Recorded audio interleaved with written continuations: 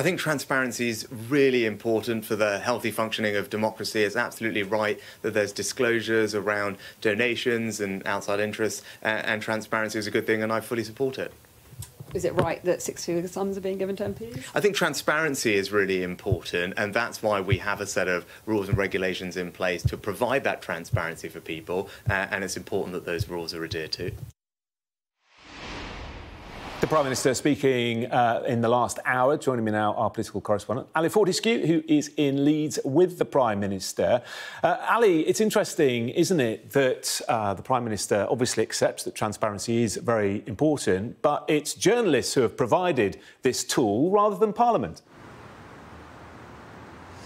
Yeah, that's right. So this data was always available, but it was incredibly hard to get hold of. So what we've done is bring it all together. And this is the first time that the Prime Minister has been asked about this. You heard him there saying twice that transparency is important. That's something that he backs. But on the specifics about mysterious companies donating money to MPs, he was less clear. And of course, the big revelations yesterday were all about second jobs, outside earning £17 million worth of outside earning, 15 million that goes to Conservative MPs. The top three, of course, Theresa May, Geoffrey Cox and Boris Johnson, all Conservatives.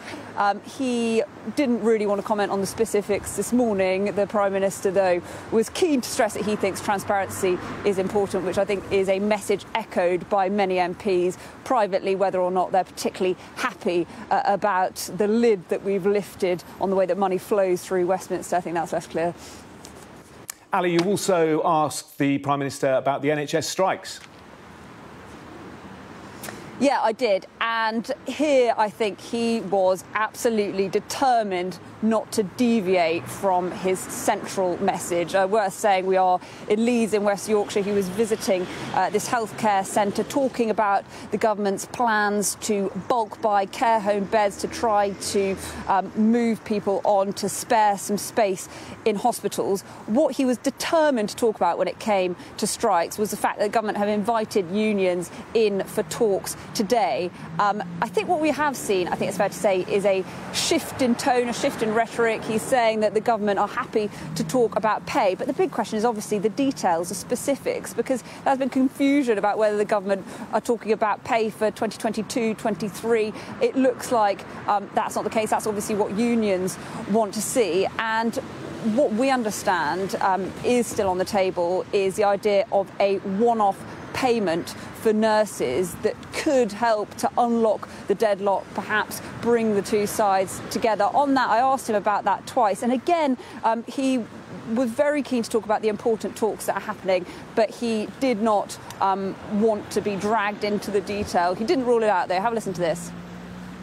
Well, I'm really pleased that union leaders accepted ministers' invitations to come in today to have discussions across the board, and that's a really positive development. And on pay, we've always said that the government is happy to talk about pay demands and pay issues that are anchored in what's reasonable, what's responsible, what's affordable for the country. But the most important thing is those talks are happening, and let's try and sit down and find a way through. So to confirm, a one-off payment is on the table? You wouldn't expect me to comment on specifics, but the most important thing is that the conversations are happening, that people are talking, and with regard to pay, we have to have those conversations based on what is affordable, what's reasonable, what's responsible for the country. But look, people need to get talking. That's what they're doing, and hopefully we can find a way through this.